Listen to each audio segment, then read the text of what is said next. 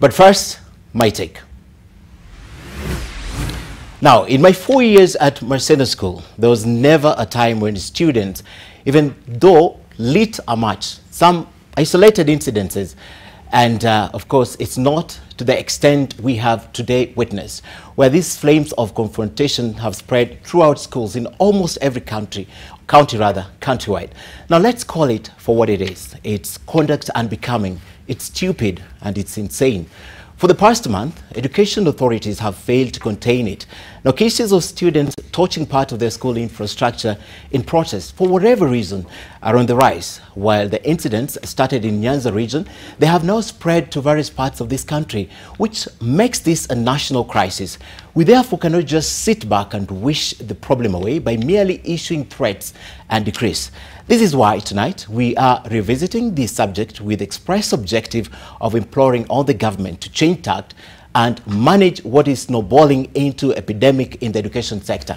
To begin with, now last week, Education Cabinet Secretary Amina Mohammed led teams of ministry officials on a fact-finding mission to several schools and read the Riot Act. As expected, she put students and teachers on notice. Specifically, she laid out the rules that, among other things, stipulates that the masterminds of the strikes will be arrested and taken to court to face charges of arson. To make it even punitive, none of those students found culpable going forward will benefit from government bursaries, and those now in Form 4 will be blacklisted and locked out of university admission. Sadly, those pronouncements and such stern measures have not acted as deterrents, which will only mean one thing: we are still groping in the dark. Our prescription is weak. Now the students are calling the government's bluff. To make it worse, the Education Ministry does not seem to have a coordinated approach in dealing with the strikes. Let's talk about the prescription from Education Principal Secretary Belio Kipsang. Now, he proposed a reduction in the number of boarding schools, get more students to be day scholars, live with the parents, and be disciplined at home. The implication is that the ministry has been exposed. They have no real strategy to deal with the delinquents. Now, the Kenya National Examination Council Chair, that's Professor George Magoha, dismissed the students' unrest as exam fever. He then told them to stop throwing tantrums, as either way, the goose is cooked. Ban the schools, ban the classrooms, they will still sit their national exams. Now, several reasons have been advanced to explain the chaos ranging from general indiscipline, outlawing of corporal punishment, delocalization of head teachers, and tough examination rules intended to curb cheating. These perhaps may be the obvious reasons, but not the real ones. Does it surprise you that the students on strike resort to banning dormitories and nothing else? What is behind their thinking? And if that's the obvious weapon of choice, why has it been so difficult to launch a counter-strike? In the words of Abraham Lincoln, the best way to predict your future is to create it. My guests tonight, Senator Johnson Sakaja, Millie Odhiambo, and Arnold Maliba. I am Ken Mijungu, and welcome to the show. Let's set the stage. More relates to me like all other senators do. Okay. We have, I think, 30 senators in Jubilee, and they all work with us. So that is the basis of the relationship. A good place to begin, and with the Senator for Jubilee, Johnson Sakaja. That's what the Deputy President says. He relates with Gideon Moi just like every other senator, just like one of you. Yeah. True? He relates with everyone equally? Well, I think if he says that, then he does. You can never be privy to any personal communication between two individuals. And he says his relationship is of that of, between him and a member of Jubilee. Of course, there's been talk of rivalry in Rift Valley, and that Gideon, I hear, has declared he wants to run for presidency. That, of course, changes the dynamic. But, let's wait and see. Okay. Yeah. But does he relate with everyone in the same manner? I mean, Gideon is sort of, he's the only senator who's declared he wants to be president. First of all, he's the only person who's declared he wants to be president in 2022. Yes. I have not had any other declaration of candidacy for 2022. But in the same way, even you in NTV, you don't relate to everyone the same way. There's no human who relates to every other person. So what he said was not true, that he relates with Gideon like every other senator, the Jubilee party? I don't think anyone can relate to even two people in the same way. Okay. I think what he meant is within the context of, does he see him as a competitor? Okay. And he says he does not see him as a competitor. All right. I think that's his opinion. All right. Yeah. Let me go to Millie. Now, Millie has declared support for President Uhuru Kenyatta. In fact, in your words, if anyone touches Uhuru Kenyatta, you not agree to it. On the fight against corruption. On the fight against corruption, to be Yes. specific. Yes. Yes. And then the Deputy President says that he relates with Gideon Moi. The fact that it was sort of a dismissed question, you know, I relate with him like every other senator in the Jubilee government. Well, I don't see there is any problem with that, because even if you relate, even if, say, Gideon wants to be president and the deputy president relates with him in any other way, I don't see any problem, because at the end of the day, it doesn't stop Gideon from wanting to be president, doesn't stop William from wanting to be president. It's a constitutional right, and if they relate with him like any other person, I think it's a good thing. Okay, let's cut to the chase, Maliba. Yes. You believe them? Believe the politicians? Well, we all know that Gideon Moi is William Ruto's thorn in the flesh. You look at how he put it.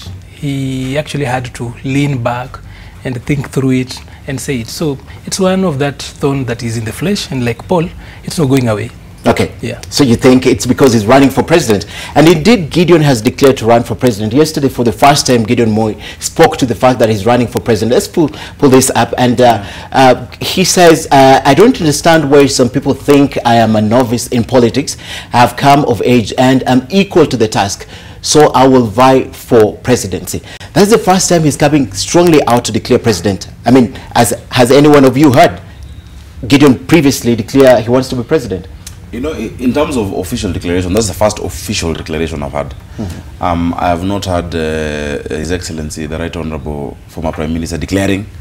I've not had even His Excellency, the Deputy President, declaring that he's vying. It's something we all assume, because we had said in Jubilee, there's the President Uhuru, then Ruto. So, but the first official declaration of any candidature, I think for 2022, is that of Gideon Moi. All right.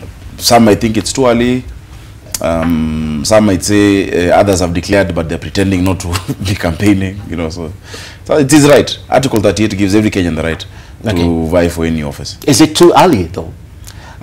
It's not too early to have ambition, but it might be too early to campaign. Okay, yeah. Too early to campaign. We'll talk about that. Is it too early for Gideon to come out and declare? Because he is the only one from the vote-rich Rift Valley that is declaring that wants to run against Ruto, who, by the way, has said that it will depend with Jubilee Party. If they'll nominate him, he'll run. But I don't think it's right to say that Gideon is the first person to say, to declare his ambition for 2022. Who had? Wycliffe Mudavadi. Mudavadi has actually already said that. It's been in the news. And even if William Ruto has not said, his lieutenants have been all over doing it. By the way, if you want to know who a man is and what he thinks, you look at his friends. So 4 or 5 friends from William Ruto's camp are all over saying William is going through. And it's not an assumption. We were told, it's just 8 months ago when we were doing elections, and we were told after this, it's next. And everybody else is coalescing around, like the planets going around the sun. Everybody else going around, and you know, the chopper diplomacy all over. Just as in, you don't need a verbal declaration to get that. Millie, who are these in your mind who have been thinking that Gideon is a novice, he's not matured in politics? Well, I think if you are talking Kenyan politics, I would put it more to the local Rift Valley politics. You know, there is local Rift Valley competition before you get to the national level, and that, for me, would be competition between him and the deputy president. And I think it played out especially during the funeral of Honorable Grace Kipchumba, Kipchoim. And I think from that point on, you know, the way things turned out then, it's like guys were disregarding Gideon, and he's telling them, hey, you know what?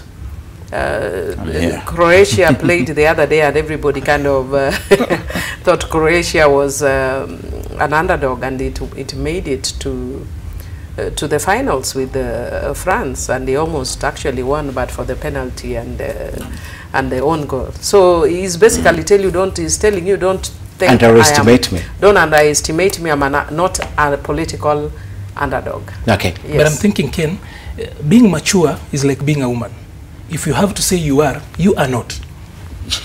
Okay. Yeah. All right. Let's pull the second quote from Gideon. What a quote from on the same. I'm letting it be. You're letting it slide. I'm letting it slide, but I will tell him. If you come from where I sit, when you're a woman, sometimes you have to re-emphasize because that you are. Yes, especially if you're in a city like the kind that I am in, where you're fighting with men. Sometimes people think you are a man. Sometimes people think you are a woman. Sometimes they think you are both. So I have to re-emphasize that I'm a strong woman, not a man. Yes. Yeah. So in the same manner, I would actually equate it to the same thing with Gideon, and he's basically telling you that sometimes people underrate the soft-spoken in politics, and people think that you have to be boisterous, you have to be, aggressive, you have to be, you have to be a miliodiambo to be. I think mainly this is about the monarchies, the people who have been in Kenyan politics for a long time. Yeah. Perhaps that's the reason why, because we see President Uhuru Kenyatta was just taken up also by President Moi at some point. Yeah. So perhaps that's the reason why they're thinking it's more to do with the background rather than his capabilities. Because when from what people are saying, but I'm actually so going to the Kiswahili bit. Yes. I was listening to him the other day, and I was like, wow, that's pretty nice. Because when he started, he was worse than me, and now he's better than me. But that's not really the point. I think the point is you cannot underrate anyone, absolutely anyone in politics. Okay. In politics, you cannot underrate anyone. Okay. I have seen people who came in and dismiss them at the onset, and they surprise you. They come up and they make strides that you never imagined that they would make. Okay. But talking about Kiswahili, I think we love to kill history and just focus on the present. When Raila Odinga showed up on the political scene, his Kiswahili was terrible. You just need to go back and see. Even cartoonists will actually play around with his Kiswahili. When Uhuru Kenyatta showed up, Ndugu zanguni, he actually had some weird funny Kiswahili. Yes. So there is the Kiswahili that is practical in politics, and there is Kiswahili as we know it. So it's just a matter of socializing with the language. But it's an issue. But it doesn't really count. It doesn't really count. Does it really count at the end of the day? You brought it up. Identity. No, I think he brought it up as an example, as a side thing. But I don't think you'll be elected because you know Swahili. Swahili or not. No. Okay. All right. Let's pull up the last tweet now from Gideon Moi. It's coming up. This is tunaomba kumwambia naibu wa rais kuwa kutangulia sio kufika. He should just be patient because he will be in for a rude shock. I think he spoke for himself, right? Yeah. Let's do the last quote, Anna. Let's do the last quote from him that confirms that he's indeed running for. I will be on the presidential ballot in 2022, and my political opponent should brace for a tough battle. I'm not cowed, and I'm not ready to shout my presidential ambition. So was this a statement? No, he was speaking. We didn't have the video. He was speaking in some school. He was speaking in Kapsoraman. That's in Baringo North. Oh. Yes, we didn't. So we're just quoting him verbatim from the newspaper. So that's the ultimate declaration now. It should not be underestimated. I don't think there's anything much more to say about Gideon. Okay. He's declared, let's see. But does his candidature complicate things for William Ruto in Rift Valley? I don't think so. Okay. That's just my opinion. Okay. I don't think so. People will choose who their president is. And they'll base it on many things. I would love politics where they base it on what you stand for and what you've been able to do. I don't know what people would say about Gideon's track record, and that time will come. And for me, I think it's very unfortunate how less than a year from the last election, we're all focusing on 2022, whether it is in support of William Ruto, in support of any other candidate or Gideon. I think we're being a bit unfair to Kenyans. Okay. Yeah. Okay. I agree. I'm actually one of the people who's been preaching against, early campaigns. It's okay if somebody wants to tell us in 2022, I'll be vying so that we know you're on the table. But after that, it's okay. Yeah. If you ask me, really, I think Kenya as a country, we are always over politicking. There must be some time at which now we're working. We can't be politicking 24/7. When are we serving Kenyans? Okay. And I think that's why we have so much negativity in the country. Now when we are talking about Ruto and Gideon, we've already moved to the Rift Valley. So we are already trying to create wars between sub-tribes. Okay. And then after the sub-tribes, we move it to the national level. So We can't avoid it at some point, because when they start engaging, we'll talk. But then it creates too much negativity in the country. Okay. If you ask me. All right. Before we conclude on that matter, Arnold? I'm thinking Gideon is wrong when he thinks that William Ruto is already president and that is his only opponent, when he keeps addressing him. Like I've said before, it is also possible that the debt that has been talked about, the vote debt, can actually be paid and William Ruto still does not end up as president. There is a possibility. And no one really wants to think about that. Okay. So, this assumption that so long as the debt is paid and William Ruto gets the Rift Valley votes, he becomes president, for me is a fallacy, because it's also possible that he can get the votes, quote unquote, his home votes and then the debt that he's looking for, and he still does not become president. All right. So, if Gideon really wants to become president, he should look at Kenya as a country and not really focus on his domestic woes with charity begins from home. Well, whereas that is true, home is Kenya. As in, for the presidential vote, home is Kenya. If you do not get it everywhere, you literally are not going to become president. All right. I'd like to have your final sentiments on this, but first, let's play this bite. You were allegedly blocked from accessing the former president, Daniel Arap Moi, his cabinet home. Those are private matters. I do not wish to discuss those issues. I think we better discuss. Just to clarify, we discuss your relationship with Gideon Moi, or we discuss other more important issues. Okay, but I don't think those issues are relevant to any discussion in the public. All right. Let's be honest with this. Is that the reason why we are where we are? Because the deputy president dismissed him totally. He doesn't want to talk about the visit. But that visit, you have to agree with me, that was significant. It didn't happen. It didn't happen. Yes, it would have been significant. So if you're running against the deputy president and you go to see the father and you're blocked from seeing the father, it's a statement, Sakanya. Perhaps context. As I said, I think there's nothing more to talk about Gideon. Okay. And about if the deputy president himself says that that was a personal visit and the reasons why it didn't happen. Of course, many of us were not happy. Many people, I think across political board, that it seemed disingenuous to try and embarrass someone by, oh, come visit, then don't, and you're sent back. And it was a private matter, but we said, if you're looking for blessings, you went with a clean heart. Look for blessings from the people at the right time. Okay. But I think there's nothing much more to say about that. We don't know why he was going, what they were going to talk about, why he didn't see the former president. So it'll just be speculation. And I don't think we're here to just speculate on things we have no facts about. I think we can't speculate, but politics is also about perception. And there's a perception about him not being able to see Moi. And you cannot rule out what people make about perception. And of course, you see the script that is emerging. It's a script that talks, that focuses on all politics being local. And I want to agree that even though we are talking about Kenya for presidency, Kenya is the local, but the real local is actually that, going by Kenyan politics, that you must, first of all, consolidate where you come from. And so the perception is that you are getting a challenge from your own turf. As to whether it's real or not, I think it will be time that will tell. Whether it will be a real challenge or whether it is a perceived challenge, it's only time that will tell. But as of now, it is creating a narrative. That's why we are discussing it. Okay, Maliba, close this for us. I'm thinking, number one, politics is about framing and narratives. So that narrative and the frame it's trying to create is still important. But we need to put this in context.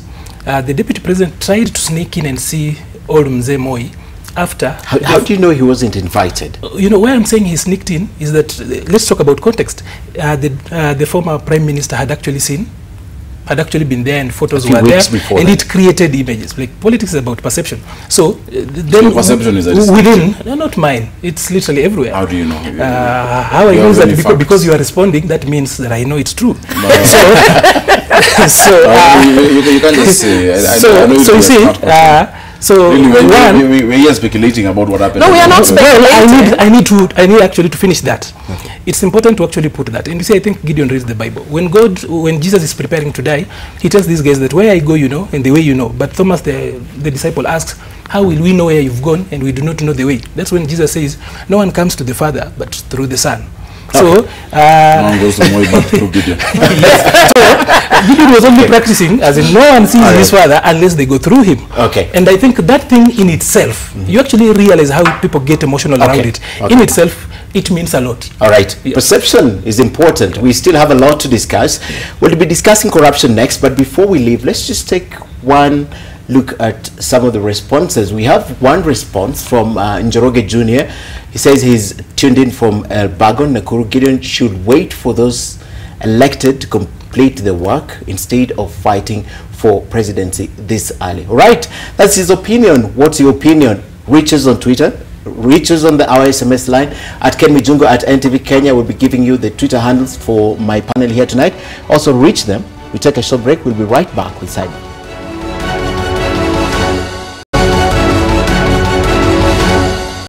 The best practice in jurisdictions that are devolved is that the heads of both levels of government have immunity on civil and criminal proceedings while they are in office. The Deputy President of the Republic does not enjoy the powers that are granted to the President under Article 131. I'm sorry, governors, you should have read the Constitution before you vied for office. Very interesting observation there. And of course, this stemmed from a reaction, the arrest of Honorable Ojamong. In fact, they say there was a lockdown in Busia County at that time when he was arrested. Perhaps that was the reason why this was proposed. Let's begin with that. Is it even realistic for the governors to have this debate, to talk about immunity at this time? Let me begin with the senator because you check them. Is it even realistic? It's absurd. It's absurd, and as I've said before, at a time when our country is facing a deficit of accountability, that's the last thing Kenyans want to hear. It's insensitive. It is out of touch with where Kenyans are. Kenyans want people to be able to account. And at this time, we have a serious war against corruption being led by His Excellency the President. And even under the Building Bridges initiative, that's one of the pillars, dealing with corruption. And His Excellency Raila Odinga, they're completely out of touch and out of tune. The first thing they say is that we are heads of government. And so we also deserve immunity like the President in, I think, Article 143. What they don't realize is that the President has immunity from prosecution, not because he's the head of a government, but because he's head of state. And it's only the President who's head of state in this country. The governors are not head of state.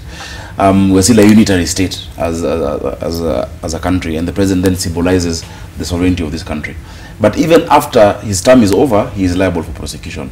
So trying to say world over that's the case is not entirely true. Even countries that have it, for instance, Nigeria. Nigeria have it in Article 308 of their constitution, where the governors have immunity. They're trying to change it. There's a huge clamor for amendment of Article 308 in the Nigerian constitution.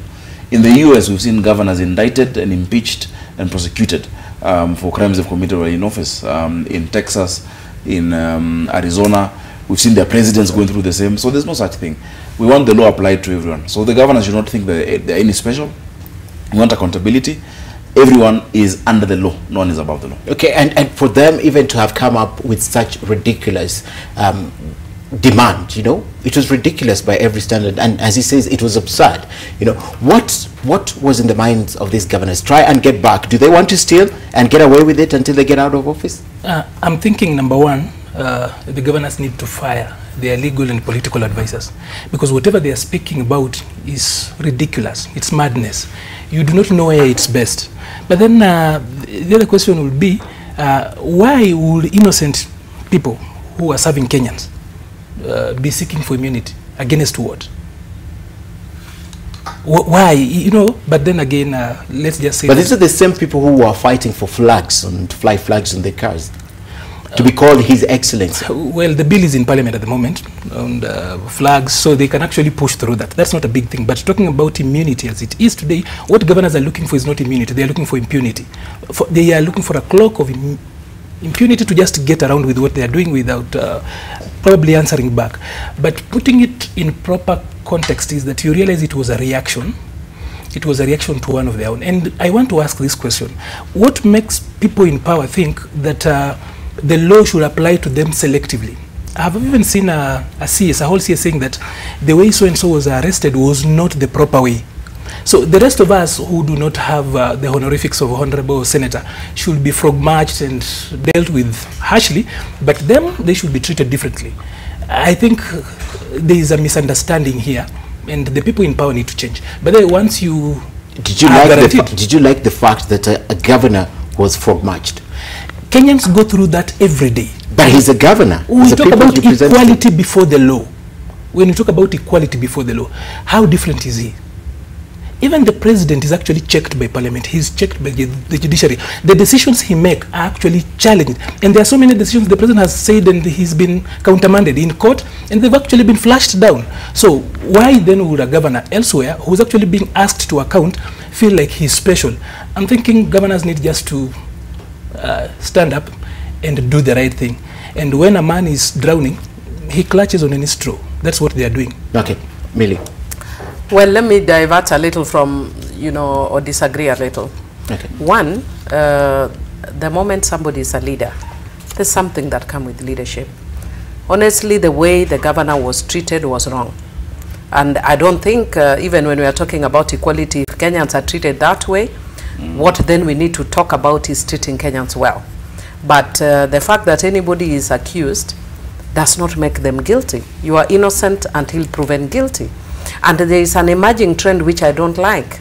I've even seen it in the corruption cases. When we came up with a new constitution, what we actually provided was better treatment of accused persons.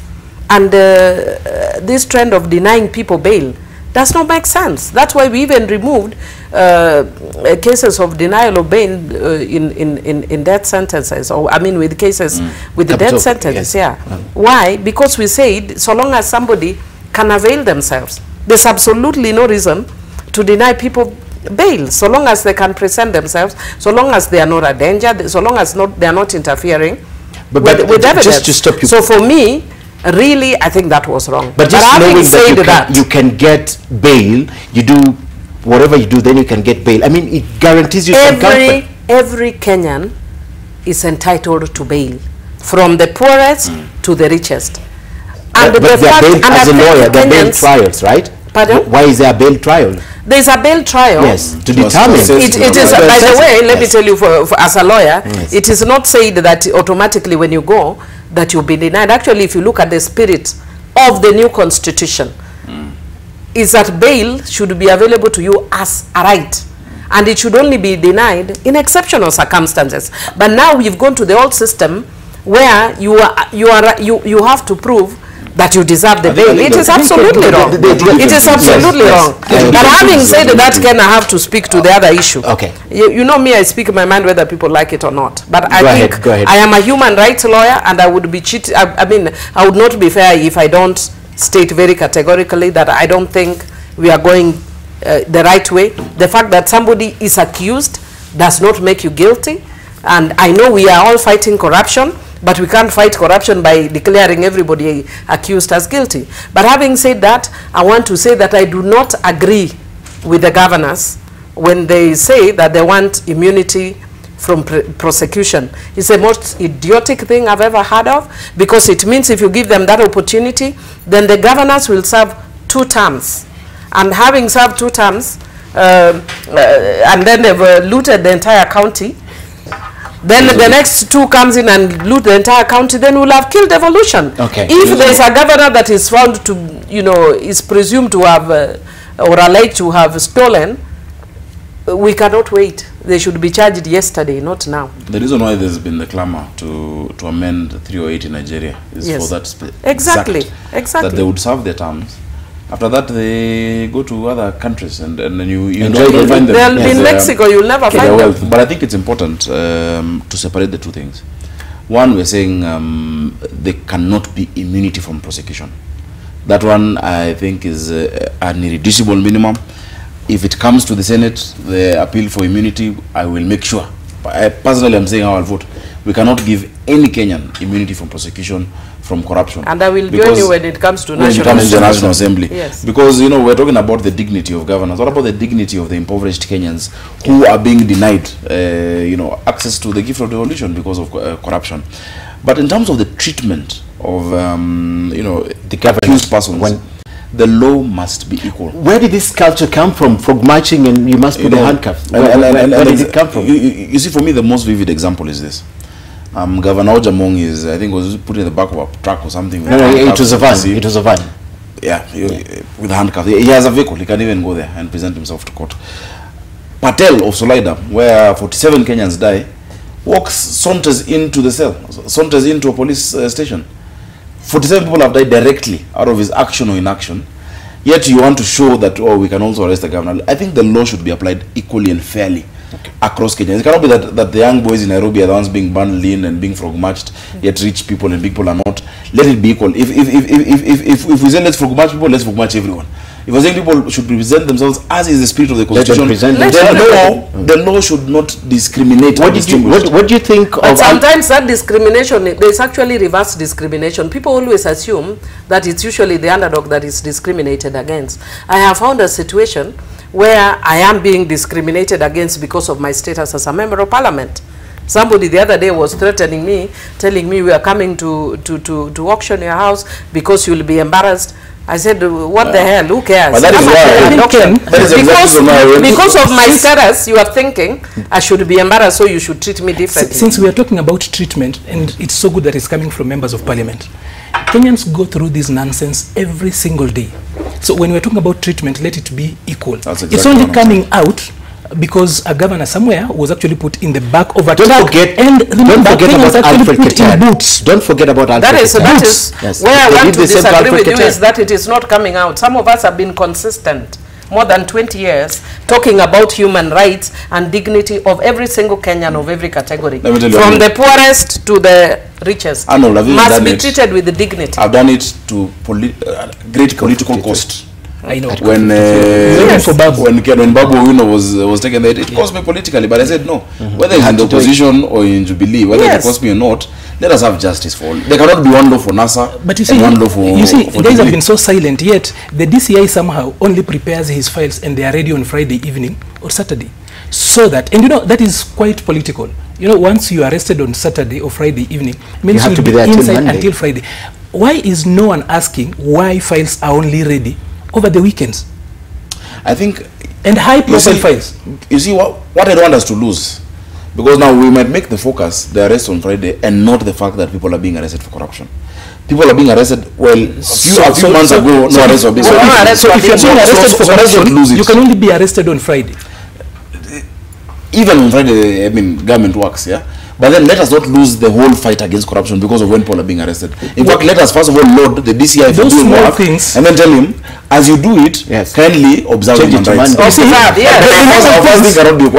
You see, the problem is that those small things are actually the small foxes that are spoiling this fight. Because now it's changing the whole thing, and people out there are asking, they're actually making it political, and they have got pins and hooks to hang on their arguments. The only people who are asking that are friends of people who are accused. Yes, normal Kenyans are very happy that people are being arrested for corruption. I can say that I allowed the fight against corruption and even the arrests that have been made. And I'm sure, for instance, Governor Jamong, who is my friend, who was my colleague in Parliament, if he is innocent, he will get his day in court and he will defend himself. Even if it is Millie who is accused, I'll be very happy to go to court and defend myself. But I would want to say that in the fight against corruption, let us observe constitutional human rights standards. Yeah, that's true. I agree. Yes. All right. Fine. Done with the governors. Let's talk about members of parliament, right? Let's talk about members of parliament. I know related to that is Alfred Keter when he was arrested at the central bank. But let's talk about something also at the core. The fact that parliament is not delivering to Kenyans. Before we talk about that, let's watch this. I think we need to be honest. How much have you received yourself? Yeah, sometimes yes, 100, they give at least 100,000 to each member, or 200. It depends with the total in the 5 years you've been here this time. No, but me, I was removed on committee from 2015. If you're against it, why are you taking it? Or you are for it?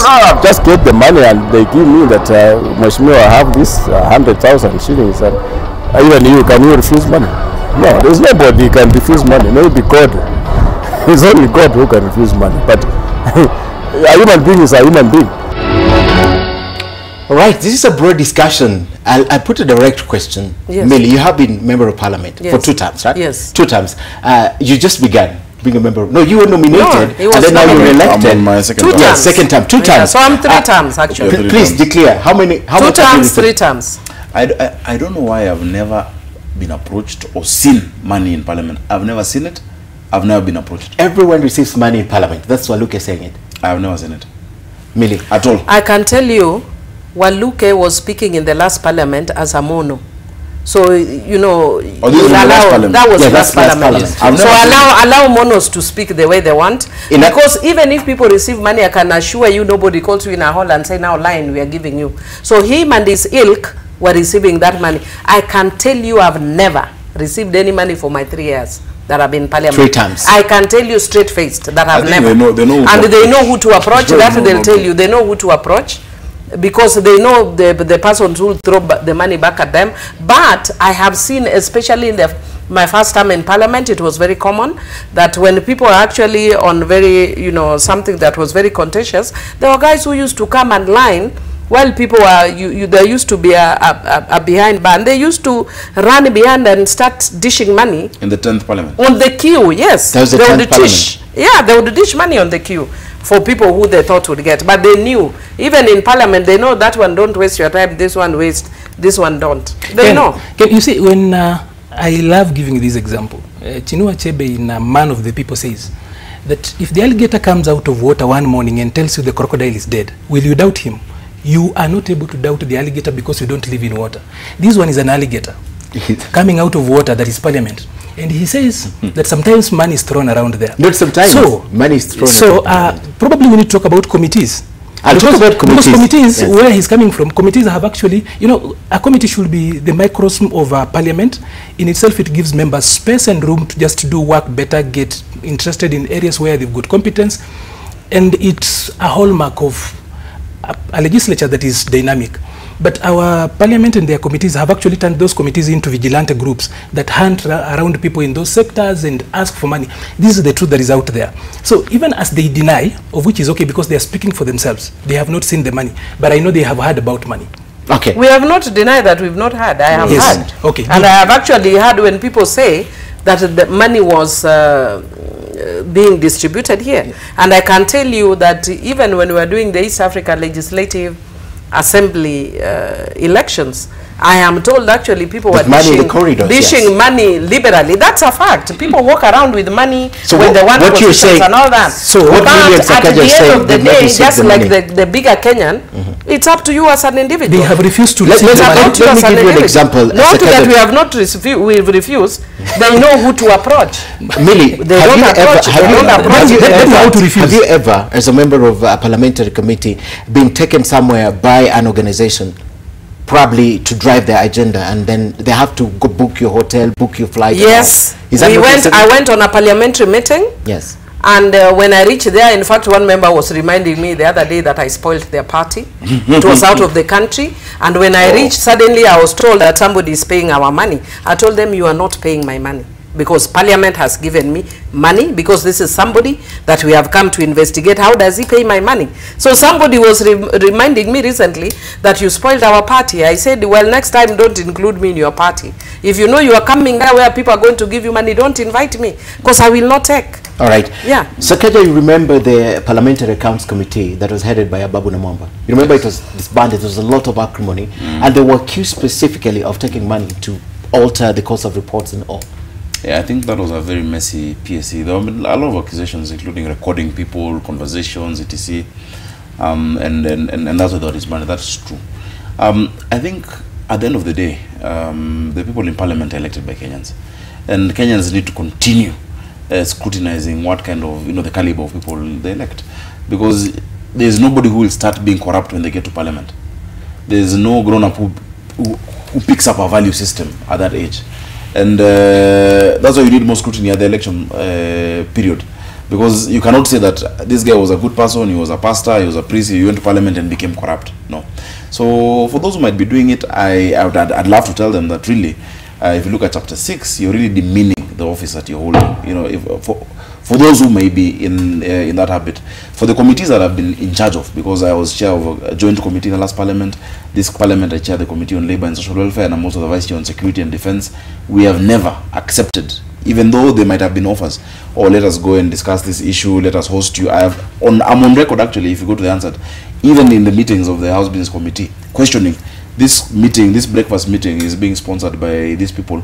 Why aren't they summoned to the committee? Parliament has a budget. Why are we going on the account of this and this institution? And I've been clear on that. Have you also spoiled party for some people? Well, gladly. If I've done it, then it's good. Because I mean, you cannot demand accountability from somebody who is paying you. How do you demand accountability from such an institution? 30 billion shillings, 30 billion to oversight. 30 billion? 30 billion shillings for Parliament oversight per year, right? I don't know, is that the budget you was it 30? I don't know how much it is, but yeah, but then you can tell us. It's 30 billion. Actually, it was scaled. I think it's about 36 or 39 billion after the last election. But Arnold, looking at what the members of Parliament are saying, it's either they have not been part of it or they're not aware of it. No, we are aware. We are aware. We're saying we are aware. They are aware. The only thing they've not told us is actually how they are trying to work to ensure that their peers, or rather the house they sit in. Like, for example, Sakaja is popularly known as Super Senator, right? So Senator Sakaja, he earned it. Super, or rather he got it from Nairobians when they voted for him. So being Super Senator, he needs to earn it. So, but then how do you become Super Senator? When you preside over a county that is broken like this one, pays its workers late, does not do its work well. You sit in a parliament, the Senate, that has got this drama. So what they need to tell us, discuss Nairobi first or Parliament? Well, you will choose.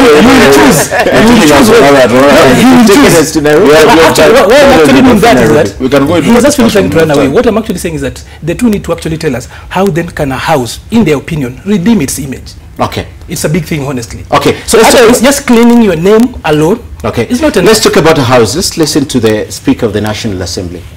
When you engage in hugging, that's why you lost the plot. You know, you went off tangent.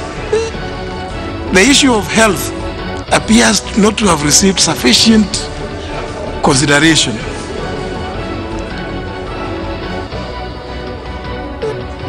And I'm pointing out these issues because I'm about to give certain directions about how these matters should be handled. Because this thing of telling us, I don't know, or you are going to, I don't know, are you saying you are going to factories, I don't know, you're going to go downs, and all this is not addressing the issue. All right, that's an indictment to the members of Parliament from the Speaker. And this is something that was very important to Kenyans, that the Sugar Crop Joint Committee, Trade and Agriculture, came out with nothing. The Speaker mentioned it right at the top. It's the coziness that you had with these people that perhaps took you off target. Let me go to Parliament again. Let me talk about it. I was actually a member of the Agriculture Committee in the last Parliament. And because of too much vested interests that were getting us off course, I never went back. From who? From different members. There are members actually there who have gone there as gatekeepers. That is a fact. There are members who've gone there as gatekeepers. And all they were doing is derailing our work. My interest in that Parliament was not even agriculture. I have no sugar anywhere near my constituency. My main interest was in fisheries and passing the fisheries bill. But every time we were getting caught up in things that did not concern us.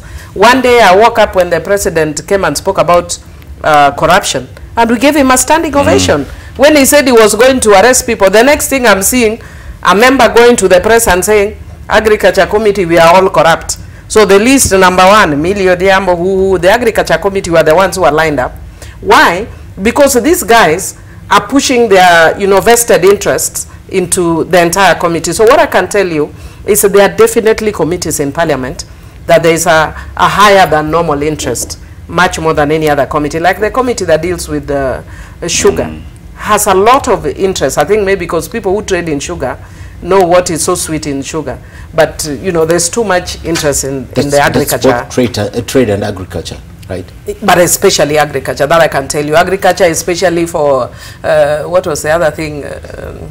It's not only sugar, it's fertilizer. Yes. So there's too much drama for me, so I never went back to that committee because I was not seeing that I'm serving people sufficiently, especially after we passed the bill. So yes, there are committees that sometimes get derailed because of individual interests.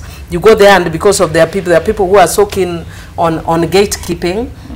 Some of them are actually mentioned. I know when we were in the other committee, there are members whose names were specifically mentioned in our report. But on this one, they actually said that they had already done the report and they had their finding, but there were also other vested, from what I could observe, vested interests within the House. Okay. So there were vested interests within the committee and vested interests Within the moving, House. you know, Okay. different directions within the House. Sakaja, add this for me. The Speaker speaks about it in the committee. We're looking back at Ababu's PSC, and then we're looking at Waluke's comment. You see the People the you also positive shouldn't thing. be taking seriously. Like Waluke? Yeah. He's a member of parliament. Yeah. He's a member of Yeah, parliament. people shouldn't be The positive thing about this is that Because he said the truth? No. Because he admitted You know, what very honestly, many of parliamentarians No. wouldn't admit. You know, when somebody wakes up and speaks authoritatively, like we sit at a Kamkunji and people are given money, he should speak for himself. Okay. You know. He said actually... He's the same person who was walking with a cup of tea the other day in Parliament. Like, I don't know, he did something... Didn't have milk. That he didn't have milk. Honestly, as a member of Parliament, we are in nursery school, but I think this Parliament has come back a bit more sober. Okay. The last Parliament, Sakaja. it was not serious. I was saying the good thing is that all of these issues are being raised by members themselves. So if you're talking about rot within Parliament, yeah, it would be rot if, for instance, such a report was tabled and everyone was like, okay, that's a good report, and it is passed. It is the members themselves who said, no, there's a problem with this report from what you're saying. If it's a speaker passing indictment on that specific committee, it's positive. It shows you that there's self or rather peer accountability being held. Of course, we need to improve it, and we must be able to hold Parliament with the esteem that it deserves to have as representatives of the people. And people must remember, number one, Parliament sitting at committee has similar power. You know, it's a quasi-judicial setup, similar power to that of the High Court in that sitting, and thus integrity must be held up, and the Power and Privileges Committee needs to look at those issues once as they are raised, because I mean you're dealing with 349 individuals, you know, of different persuasion, of different character. There must be something that comes up. Internal policing going on. I'm thinking when it comes to Parliament, the new constitution that Millie and so many other people actually worked so hard to get, it addressed imperial presidency, it took care of impunity and brought in checks and balances, except Parliament. That is actually the only front at the moment that is unchecked. They can countermand the president, they can take people in circles, literally everybody, and they have no consequences to what they do. So That's probably, not true. it's true, Because literally they get away with these things. Even the speaker appears very helpless when he speaks about about to give a direction, and they speak about these things and they go scot-free. Now, the directions to be fair to the speaker was about how else they could go. But when you talk about impunity of the three, well, let's talk about 4 arms of government. If we have to look at the independent offices as an arm on its own, though it's still fluid, is that only Parliament at the moment has got some veil of impunity, and they really get away with it. I don't think so. That I told you that in the last Parliament, my name was taken to ethics as a member of Agriculture Committee. It's just that ethics didn't act on it. I was waiting for them to call me so that I can explain whether I'm corrupt or not. Okay. So we are not immune. The doctrine of separation of powers needs to be understood better by a note.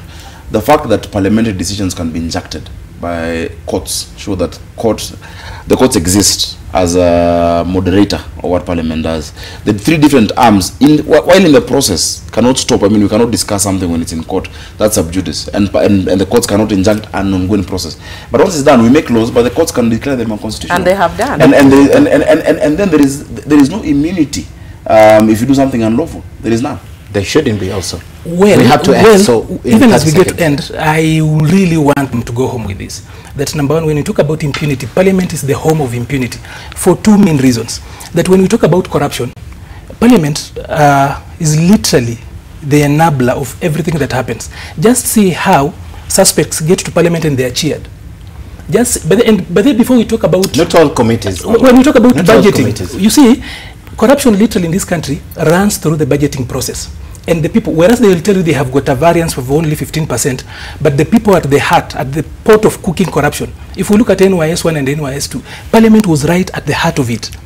And somehow, you know, have you realized that CDA, for example, money where Parliament has got a hand, people, you know, they are doing the audit and they are also allocating budget. And he talks about the principle of separating powers. When Parliament has really refused, well, he's in the Senate now, Parliament has totally refused to run away from CDF. She will actually show up and throw in a lot of words to actually say they no longer do anything. But we know that the practice is very different. I will tell you that, you know me, Emilio Diambo. I don't shy away, so don't presume you know what I'm going to say. And I will tell you that one of the funds that works extremely well is the CDF. Is the CDF. But money that is also looted very much. The money from CDF is looted is Can we take a short break? Can I just get a minute? We'll come back and finish this discussion. seriously looted. No.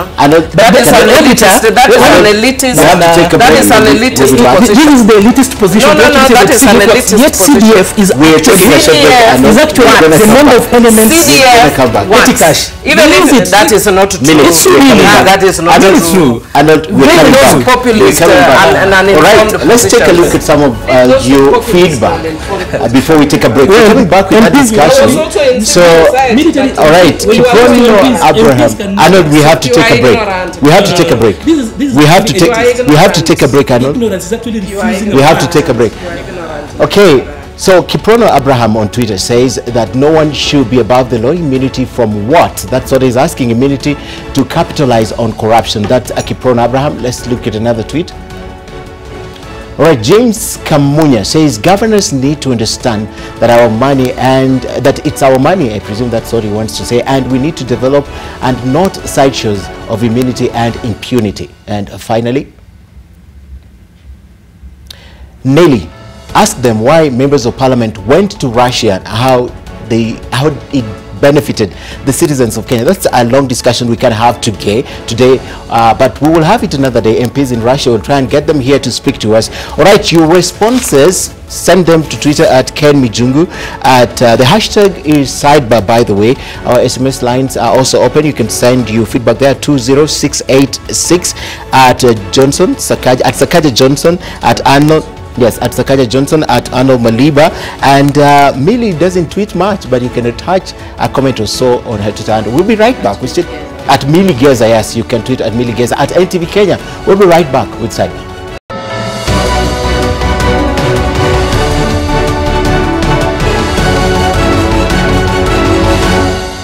The thing is that rather than us looking at this from that end, we would rather shout out. Okay. Yeah. No, we are not shouting. You call me ignorant, and you know too well that when debate is lost, the news actually calls the other person. On resorts to slaughter. No, I am not. CDF, you are ignorant. You know I am not. Okay. Because the last review that was done of CDF, I actually worked on that. Probably we need to talk about that. Yes, okay. we will. What exactly about the review? What is the loophole? Because you're talking about loophole, but she says at the end of the day, it adds up. Well, if we look at their functions... Every constituency, including mine, their report is already in Parliament. Where there was a problem even in my constituency, it is already in Parliament. Okay. Bill, yes. Why did they tell me to actually count 5? What's the point? They tell me why to count 5. They are saying very few and they remain vague. Why can they say those few? Okay. Including yours, we have said. You are MP. Okay. There was another one, I can't remember the name, who was actually Sakaja says that he's never managed CDF, yes, but it's the best managed. Yes. No, it's not the best managed. Let me among the funds. No, I'm here. Okay. What I was saying. Speak to us, yes. I was saying that I would defend CDF because of the transformative power. Yes. I've seen what it's done. Okay. Across the country, not even just in Nairobi. As with any other fund of government, national government, county government, we need to strengthen checks and balances. We need to make sure it is more accountable. But for you to tell me that CDF is pocket money for MPs is really an unfortunate statement. It has been. No, it has that's been. Not true. It has been. That's not true. You need to realize that MPs literally get very combative once you talk about CDF. If we look at their function, in fact, CDF is unconstitutional as it were. They are trying to get creative around it, doing administrative stuff to ensure that CDF survives, but in their control. If there wasn't much more to it, they would not die with it. We would not even be cheating. You think I would be because I'm dipping my hands on CDF? You are not, because it helps you sustain your political way. But it's the way we do our politics. Let's also accept benevolence from the king. If you show up without anything, okay. When you say without anything, when we say the truth, I will support you. And because of that culture that you are talking, benevolence is why it cannot be my pocket money. It can't be my pocket money. But you see, there are colleagues of yours who actually are playing with it. We've had MPs who are paying their son 200,000 shillings. Or have employed the whole family. The whole family out of it. We don't want to talk about CDF. Yes, CDF office. Yes. CDF you know office. how many people are employed in CDF? Perhaps 8, 10. About 8. 8, 10, yes. As I'm saying, Ken, Yes. About 8 as with any people. other fund, you know, you don't throw the baby with the water. I know hundreds of children who never have gone to school if they're not getting bursaries, police posts. Just walk around Nairobi, go to Embakasi West, one of the best managed CDFs in the country. Go to Ken Okoth Kibra, look at Mbagathi Primary School, the secondary school from scratch. You know, then go to Westlands, Timwanyonyi's, go around. You know, but if there are instances where it is mismanaged and the issues. That's why we're saying we need a justice system where those who are stealing, if they exist, are dealt with. are dealt You see, with. if they those exist, who are not. Because they have to be proven guilty. The Auditor Just General has assume. been there. The Auditor General, these people have been trying to exorcise and chase away. As in, he has spoken about this so many times. I have defended the Auditor General we shouldn't actually incidentally be for your arguing. information. We shouldn't be arguing about Okay. there being graft or mismanagement of CDF. Gentlemen and lady, we have to move on. We We have to move on. We have to move on. There's one more topic that we have to discuss, the topic of school unrest. Let's also set the stage for this discussion. So stop banning schools or doing all these tantrums. We are not going to be moved. If you like, ban more. We will administer those exams under trees. We will not allow them into our universities going forward. We will also not be able to recommend them for scholarships. In terms of jobs, as you know, there's a requirement for a certificate of good conduct. That, of course, will not be forthcoming if you have a criminal record. Unheard of in this country. I must say it's scary to the students, you know. If you're from 4, then you're told that you will not be considered for university, regardless of the fact that you have passed. If you're still in school, you'll not be issued by a certificate of good conduct. In other words, your conduct right now will reflect in your future. I don't know. Let me start with Maliba. In terms of what's happening in our education sector right now, and it's recurring. Last year, remember, it happened also.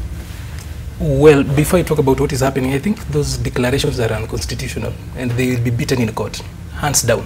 So that is, let me talk about, those are roadside declarations that don't count for anything in law. But looking at the unrest in schools, I think, number one, it's exam jitters. You realize that once we are heading to the second term, as we head towards third term, students get quite jittery. And it's because of the weight and the value we've put on exams. Okay. So people know too well that if I don't go through this, probably that is the end of my life. We need to redefine and re-socialize how we look at education altogether. And apart from Millie, perhaps, Sakaja went to school the same time I went to school. You went to your school.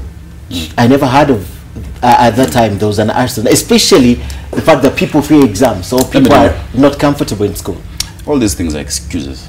We've all done exams. From students? No, this is exam jitters, whatnot. We all did exams. In fact, we did more subjects than they're doing now. Yeah, I remember in Form 1 I was doing, I think, 20 subjects. Power mechanics, woodwork, Oh yeah, then you had to choose in Form 3. and construction, design, all of that. We were doing so many Including subjects. home science. Home science. And I can still sew, and I can still French loom, etc. Remember around 2001, 2002, we said that children cannot be punished in schools. After 2002, we started seeing schools banning. That's when it started. During your time, you're saying in the intro that you never could imagine Changuli happened earlier. Lighting, but that was exception. That was not not exception. There were two. But then when I went to school, allow me to finish my point. Well, I'm just trying to ensure that he puts it in context. Including can stopping respond of when I caning was finish. actually done before 2000. Okay. Let him finish. When I finish, you can say what you're saying. Don't worry. The problem is a deficit of discipline, and children know it's the same culture that I can do this and get away with it, and that's what needs to be addressed. You cannot then criminalize these children. They're still growing. They're in the formative stages. You don't say now because of that you'll never go to university. And I think it is lack of policy creativity what the Ministry of Education is talking about. We need to look further into it. My former VC Magoha has just said it. He doesn't agree with that position. When Magoha was my VC, even when I was in Sonu, we never had a single strike at the University of Nairobi. Of all places, when Magoha was a VC, I was one of the student leaders for the 4 years. Yes, because of how he engaged. He was in touch. He knew the issues. He had people informing him, talking to him. We were able to, once an issue would come up, it was the channels of expression were there. You know, in some of these schools, expression even by children is stifled. But this is the time the government has introduced even management. They want students to be included in the board of management. You see, making the students adults is not the solution. Let them be children, but let them also have their expression and let there be discipline in the schools. That is the only way. It's about incorporating them. So it means if they have issues with the food, with the dormitories, they can then present it before the board. You know, we were never able to present things in those ways. And it still worked for you. But it worked because we knew that you will not get away with even thinking about banning the school. It was in that discussion. It was unheard of. Why didn't Maseno ban when you were there? Even strike. I think we were the first people to go on strike so before we left. It's a deficit of discipline. But then also, and as I finish so that others can contribute, I think even at the national level, because of the impunity that's been there in the country, we've shown these young children. We've taught them bad manners. We've taught them bad manners, Exactly. and they don't have positive role models in society. Okay. You know, when they grow up, who do they want to be like? All right. Because if they're burning tires and sitting on the roads and all, Millie. Yeah, like you said it. Which is true, but let me tell you, it's not just about merely banning and sitting on the road, including the teachers. It's injustice. I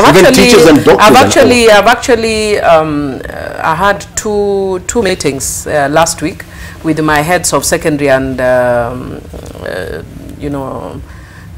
both primary and secondary to deal preemptively with the issue of violence in schools. And one of the things that they were basically saying is, even for them as teachers, they said, you know, the fact that we are never listened to as teachers, and then we have to go on and jump on the streets. Then we are also showing the students that the only way that they can be listened to is if they go that way. But I think one of the other things that I want to say, one is that in a lot of places there's a discipline gap. And discipline gap is not necessarily about the cane. Sometimes you cane students and they're still indisciplined. Yeah, so I think one of the things that we need to talk about is the issue of discipline. Then the other thing is that we are not thinking about children as being in formative stage.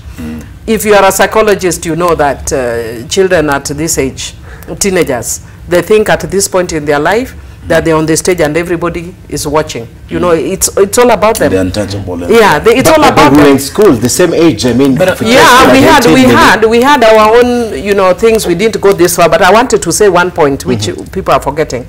Sometimes we look for complex reasons. Sometimes there's no complex reason. For instance, for me now, what kids are saying is that they hear near girls went on strike and burned the school. Then the nearby school said, they did? Why not us? It's as simple as that. So really for peer pressure. Even perhaps sometimes what you need to do is, if you hear that schools are burning in your neighborhood, shut the school up. And let them go home and come back when they are more sober. What I'm thinking is that we also are putting too much, we also expect so much out of these children. You know, when we were growing up, there was that talk about during our days this didn't happen. So the talk we are having here about during our time it was different, we also had that while growing up. So there's so much expectation from them when it's not different. Looking at why the students will actually do what they are doing, and we say that it's not complex reasons. You know, there are always complaints. Even here at the media house, where you guys are, there are complaints. So, and the timing in itself speaks. Like Mheshimiwa says that people can actually do it for any reason. I'm thinking it's not just for any reason, because things don't just happen. Being a politician, she knows too well that things don't just happen.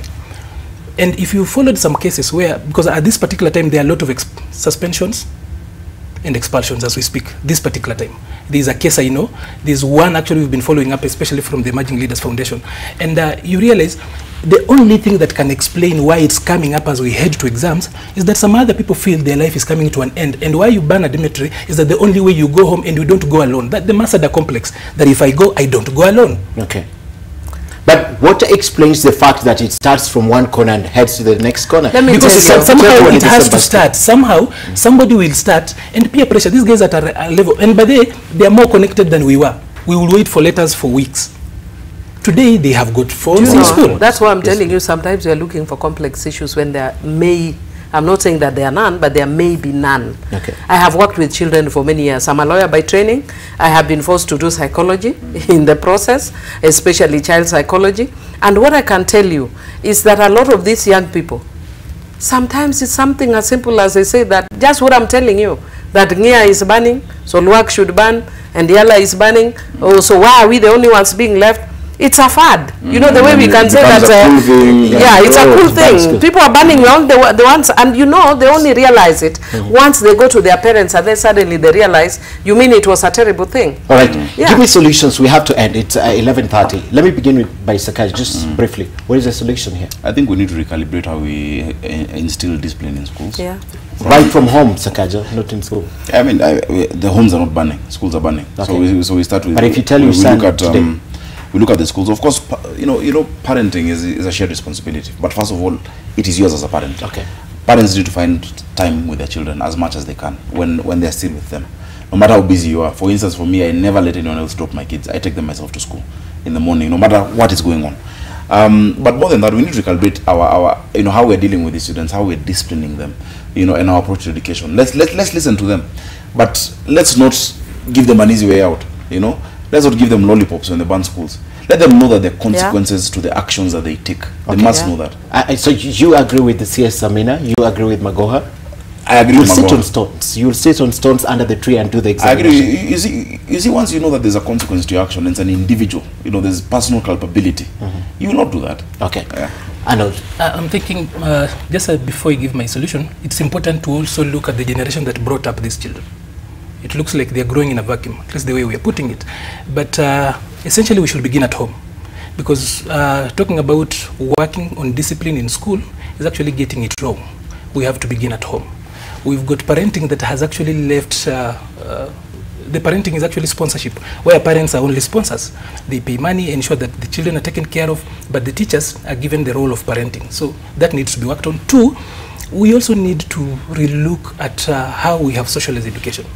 People want to run away from these things, but every time people used to do exams, including themselves, they were quite tensed.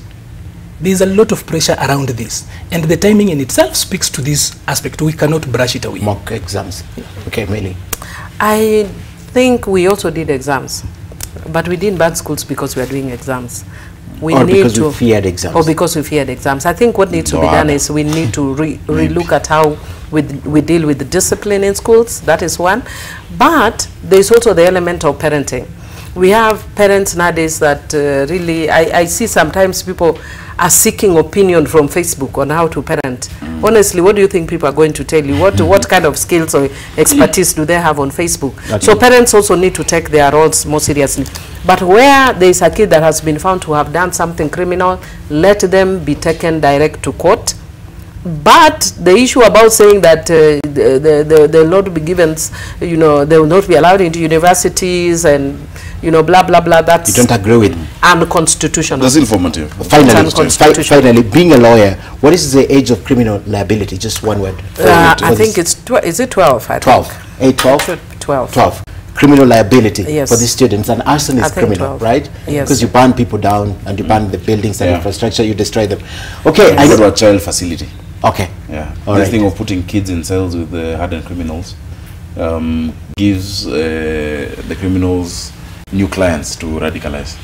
And that's something I'm dealing with in the Security Committee in the Senate. Okay. That we need to have facilities for children. Different from the adults. Yeah, you can't put them with hardened. All right, gentlemen, before we end, I'd like to show you something. I just want one word comment so that we end. Here is also a segment that we'll be running on Sidebar. It's called Toonside. Let's take a look at what we have this week. All right, that's from Gado. He's catching a big fish. Right in front is the DPP. I don't know if Sakaji can say it really well. I can't say it because you can say it, but it's a big fish. All right, it's here. It's the other side, Sakaja, if you can say it right on top, but it's a little small. So that is right in front is the DPP. Then we have the AG clutching on the DPP, and then we have the EACs clutching on the AG. And the sentiments, not to worry, we have your back on corruption. They have the back of the DPP, who's amazingly doing a good job. Everyone agrees. Just a quick comment on this. That's the skepticism that we have on this fight. That they're actually on the fish itself that they're trying to catch.